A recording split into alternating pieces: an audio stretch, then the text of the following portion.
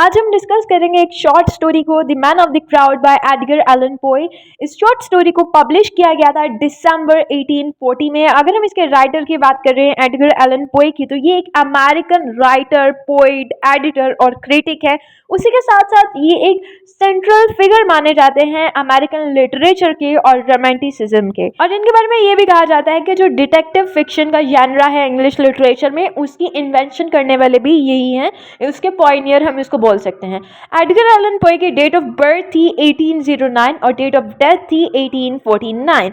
अब अगर हम अपने वर्क के बारे में बात करें, the man of the crowd, ये बहुत इंटरेस्टिंग वर्क है। सबसे पहले हम इसका टाइटल देख लेते हैं। The man of the crowd symbolize करता है एक ऐसे आदमी को जो कि क्राउड में रहना प्रीफर करता है। शायद उसने पास्ट में ऐसे क्राइम्स किए हों जिनसे वो निकलने के लिए, डिस्ट्रैक्ट होने के लिए एक क्राउड में आ जाता है ताकि वो उस सब चीज़ों से निकल सके। इस पूरी स्टोरी के अंदर एक नेमलेस नरेटर है जो कि फॉलो करता है एक बूढ़े से आदमी को, जो कि क्राउडेड लंदन से होके वीरान इलाकों से, अलग अलग जगहों से, बाजार वगैरह से होता हुआ गुजरता है और वापस उसी जगह पे आ जाता है। अब यहाँ पे इसकी स्टोरी की अगर हम बात करें तो ऐसे शुरू होती है कि एक अननेम्ड नरेटर है जिसका नाम नहीं बताया गया, फिर एक कॉफ़ी शॉप है वहाँ पे वो बैठा है, उसका नाम भी नहीं बताया गया, लेकिन बस ये बताया गया है कि ये सब लंदन में है।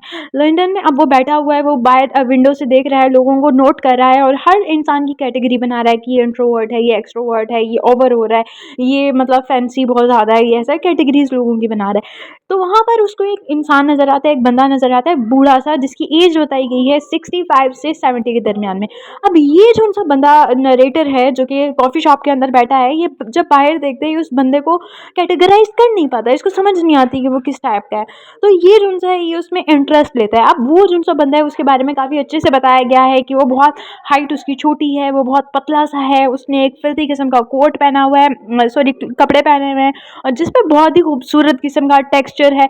और उसके अगर चेहरे की बात की गई तो उस पर बहुत ही सर्टेन किस्म के एक्सप्रेशंस हैं जिसको बोलते हैं आइडियोसिंक्रेसी।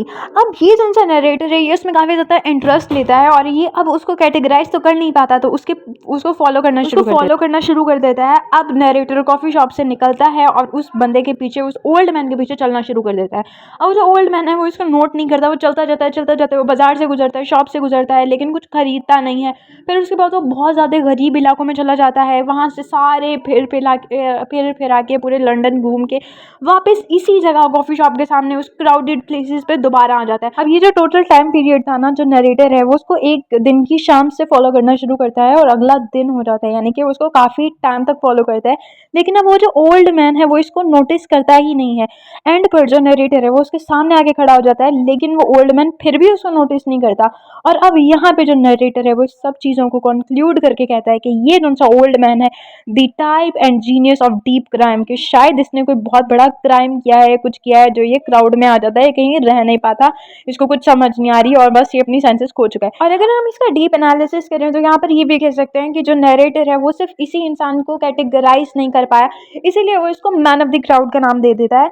और दूसरी चीज़ हम ये भी कह सकते हैं कि वो जो ओल्ड मैन है, क्या पता उसने अपनी कोई चीज़ खो दी हो, या वो किसी को ढूंढ रहा हो, या वो एस्केप करना चाह रहा हो अपनी मेमोरी से, इसीलिए वो क्राउड में आ रहा है। और इस वर्क की अगर हम थीम्स की बात करें तो सबसे पहले हमारे पास है द ह्यूमन फैसिनेशन, कि एक इंसान किस कदर फैसिनेट होता है चीज़ों को देख के, वो फॉलो करता है। उसने फॉलो आखिर क्यों किया, उसको वो चीज़ काफ़ी ज़्यादा एक्साइटेड लगी है, लगा कि उसके अंदर कुछ हो सकता है। और सेकेंड हमारे पास फियर ऑफ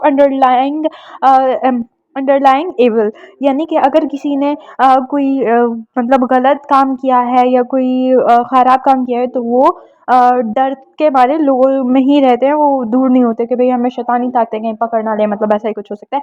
तो होप सो आप लोगों को ये वर्क बहुत अच्छे से समझ में आया होगा। Thank you so much for watching this video. Channel को सब्सक्राइब करें, वीडियो को लाइक करें।